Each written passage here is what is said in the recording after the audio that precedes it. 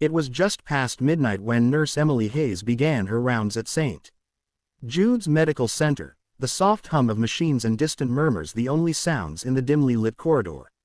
Like many nights before, the emergency ward was full, the energy quiet but intense. Emily, 27, had worked here for nearly 5 years. Known for her gentle manner and keen instincts, she never sought attention or reward, she simply did her job with heart. That night, something unusual caught her eye. On one of the benches near the waiting area, a man lay asleep, his jacket tucked under his head, his shirt rumpled, and his shoes dusty. He looked exhausted, and Emily could tell from one glance that he wasn't just another passerby. He hadn't come for treatment, nor was he waiting anxiously like the others. He was simply there, alone and resting, despite the discomfort of the hard bench and the chilly air. Feeling a pang of compassion, Emily quietly removed her own light hospital jacket and gently draped it over him. It was a small act, but one that she didn't hesitate to do. She didn't know who he was, what his story was, or why he was there. All she saw was someone in need of warmth, and she gave what she could. What she didn't know was that the man wasn't just any ordinary visitor. His name was Jonathan Miles, the reclusive CEO of a multi-billion-dollar tech company. Known in the business world for his sharp mind and intense privacy, Jonathan had built an empire from scratch. But behind the headlines and boardroom photos was a man battling deep personal loss. His wife had passed away from a rare illness months earlier, and since then, he had withdrawn from the spotlight, carrying his grief silently. That night, Jonathan had driven without direction until he found himself near St. Jude's, the same hospital where his wife had spent her final days. For reasons he couldn't explain, he parked his car and walked into the building. Maybe he was looking for closure, or just trying to feel close to her again.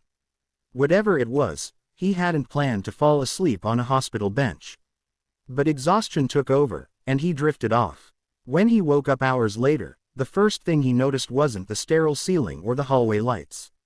It was the warmth around him, the jacket. Confused at first, he sat up and looked around. Then he saw Emily walking down the hallway, clipboard in hand, moving with the quiet determination of someone who cared deeply. He realized what had happened. Jonathan didn't say anything that morning. He folded the jacket neatly and left it on the bench, leaving a small note inside the pocket. "Thank you. You reminded me that kindness still exists." No signature, no name.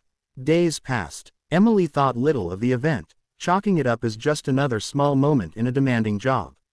But a week later, the entire hospital staff was summoned to a meeting. The director stood before them, visibly emotional, and announced a shocking donation, $25 million to the hospital's foundation from an anonymous benefactor.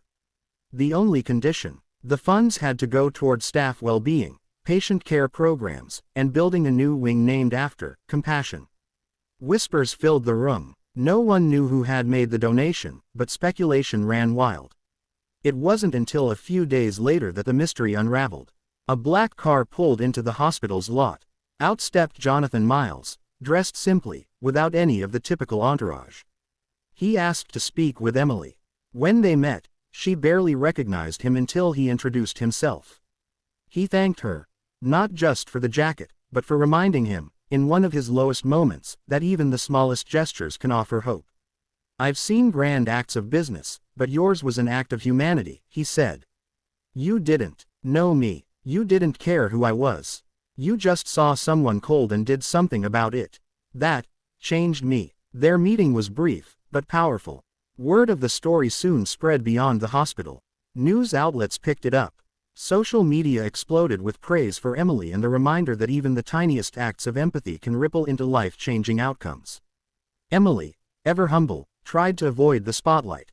She insisted she did nothing extraordinary. "I just saw someone who looked like they needed warmth," she told a local news crew. "Isn't that what we're all supposed to do?" The new Compassion wing opened a year later. Emily was invited to cut the ribbon, though she hesitated until Jonathan himself asked her to. That moment, captured in a now viral photo, showed two people, one wealthy, one working class, connected by a quiet act of kindness in the still hours of the night.